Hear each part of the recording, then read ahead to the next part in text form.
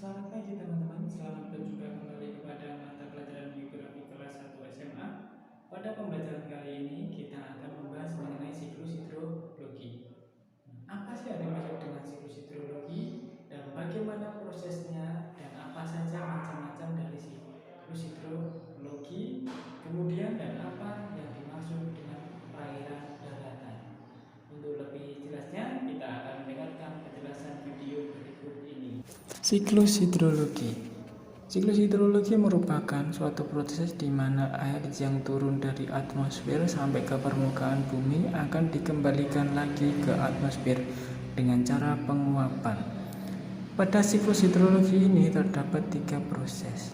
Yang pertama, siklus hidrologi pendek. Siklus hidrologi pendek adalah air dari laut mengalami penguapan karena sinar matahari sampai di awan terjadi kondensasi, kemudian bergerak tetapi tidak sampai ke daratan. Pada saat itu turunlah hujan yang berada di permukaan lautan. Yang nomor 2, siklus hidrologi sedang.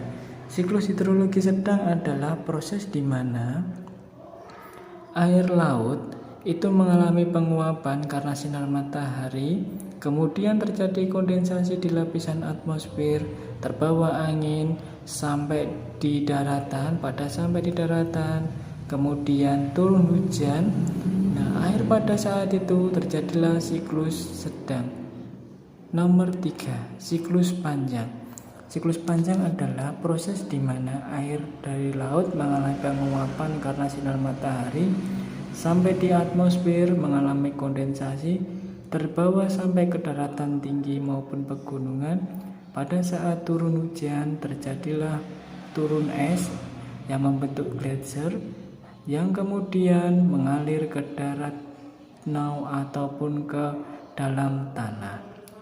Dalam siklus hidrologi terdapat beberapa macam komponen. Yang pertama adalah evaporasi.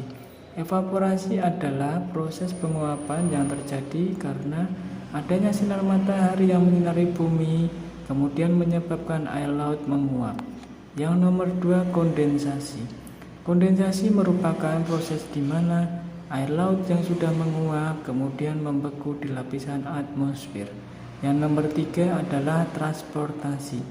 Transportasi adalah proses perpindahan dari kondensasi laut menuju daratan dikarenakan adanya gerakan angin. Yang nomor 4 adalah presipitasi. Presipitasi merupakan proses turunnya hujan karena uap air yang menjadi beku mengalami berat yang sangat tinggi kemudian sampai di daratan sehingga turunlah hujan. Yang nomor 5 adanya infiltrasi. Infiltrasi adalah proses masuknya air hujan ke dalam tanah yang melalui celah-celah batuan atau perkolasi.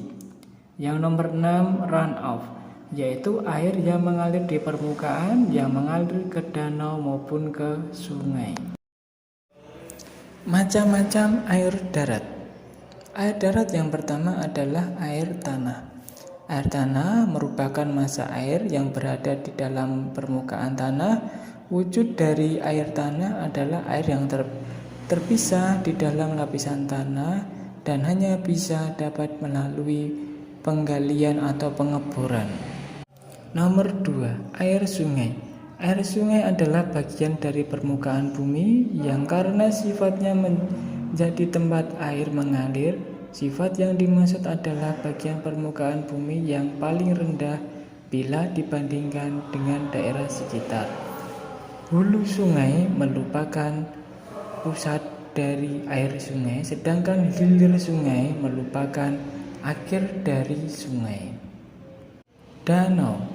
Nomor 3, danau. Danau adalah suatu cekungan di permukaan bumi yang digenangi air dalam jumlah yang relatif banyak. Air danau berasal dari sumber seperti sungai, air tanah, ataupun hujan.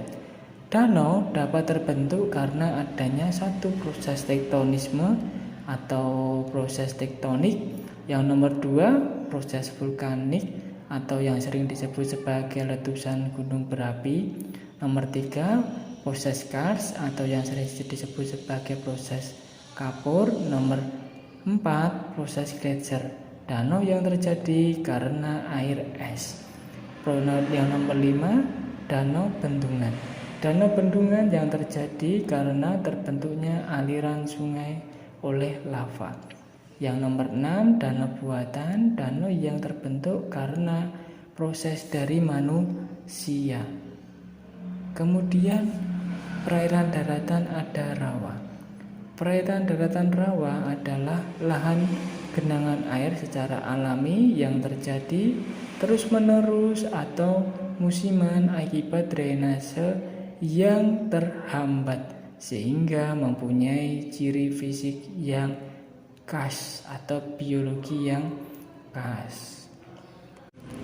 Selain perairan darat juga mempunyai manfaat sebagai berikut. Manfaat yang pertama, sebagai sarana irigasi. Nomor 2, pembangkit tenaga listrik. Nomor 3, sumber penghasilan makanan maupun protein bagi budidaya ikan.